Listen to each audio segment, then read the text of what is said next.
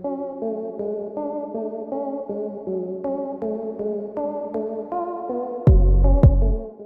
कहाँ रहते हैं?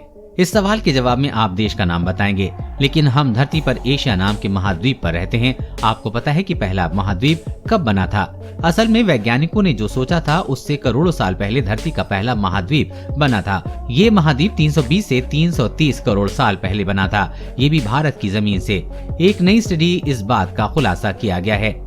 यूनिवर्सिटी ऑफ ओरेगन में जियोलॉजी के प्रोफेसर इलिया बैडमैन ने कहा है कि धरती के पहले महाद्वीप यानी कि कॉन्टिनेंट को क्रेटॉन्स कहा जाता था। अलग अलग स्टडीज में ये बताया गया है कि क्रेटॉन्स 250 करोड़ साल पहले समुद्र के अंदर से बाहर निकल कर आए, लेकिन अब नई स्टडी में ये कहा जा रहा है कि पृथ्वी के पहले कॉन्टिनेंट करीब 100 से 110 करोड़ साल पहले बना था। ये प्रक्रिया 340 करोड़ साल पहले से शुरू हुई थी। वैज्ञानिकों का हाल ही में अवसादी चट्टानों यानी कि सेडिमेंट्री रॉक्स की परत मिली है। ये परत छोटे छोटे पत्थरों के टूटकर मिलने से बनी है। इस परत की उम्र पता करने पर यह पता चला है कि पहले महाद्वीप के बनने से कई करोड़ साल पहले बनी थी।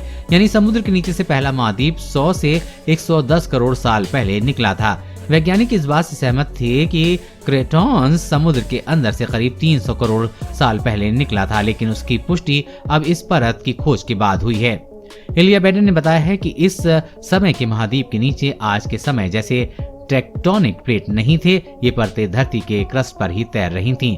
ये नई स्टडी हाल ही की proceeding of the nation academy of sciences ने प्रकाशित हुई है। इस स्टडी को करने वाले वैज्ञानिक ने इस परत का अध्ययन भारत के पूर्वी इलाके में स्थित सीबूम क्रेटॉन्स का अध्ययन किया है। सीबूम क्रेटॉन्स दुनिया के पहले महाद्वीप का हिस्सा था। ऑस्ट्रेलिया के मेलबर्न स्थित Monash University School of Earth Atmosphere and Environment के post doctoral research fellow Priyadarshi Chaudhary ने बताया है कि सीबूम क्रेटॉन्स ने सेडिमेंट्री परत की जांच करने के बाद हमें उसकी असली उम्र का पता चला। साथ ही हमने ये भी अध्ययन किया कि इसका निर्माण कैसे हुआ। जब हमने सभी सेडिमेंट्री रॉक्स के पॉकेट्स को आपस में जोड़ा तो पता चला कि एक साथ बना था, जिससे किनारे कोई नदी या समुद्र तट था। प्रियदर्शी चौधरी ने बताया कि ये क्रेटॉन्स हवा और पानी की मार एक साथ बर्दाश्त कर रहे थे, जिसकी वजह से उनकी परत बनती चली गई। हमने परतों की उम्र का पता करने के लिए उसमें मौजूद छोटे क्रिस्टल की स्टडी की, जिसमें कि जिरकॉन्स कहते हैं। इसके अंदर रेडियो एक्टिव यूरेनियम की मात्रा भी होती है। पत्थरों से जिरकॉन निकालना एक बेहद जटिल प्रक्रिया है। ये वैसा ही है जैसे घास के ढेर में से कोई सुई खोजना। लेकिन हमने जिरकॉन खोजकर उसकी स्टडी की तो हम हैरान रह गए। जब वैज्ञानिकों ने जिरकॉन को लेजर के नीचे रखा तो उसका रासायनिक मिश्रण पता चला। इसे मास स्पेक्ट्रोमेट्री कहते हैं। यूरेनियम के खत्म होने की प्रक्रिया से उसकी सही उम्र का पता चल जाता है। इसमें हमने इस परत की सही उम्र का पता किया।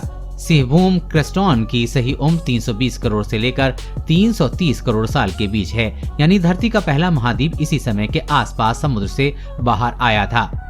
प्रियदर्शी समेत अन्य वैज्ञानिक इस बात से हैरान हैं कि आखिरकार सीबूम क्रेटॉन्स समुद्र के अंदर से बाहर कैसे आया। आखिर वो कौन सी ताकत थी जिसने इस महाद्वीप को बाहर आने पर मजबूर कर दिया।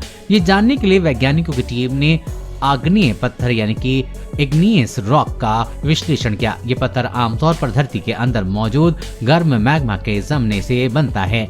ये क्रेटॉन्स की सेडिमेंट्री परत के नीचे मौजूद होता है।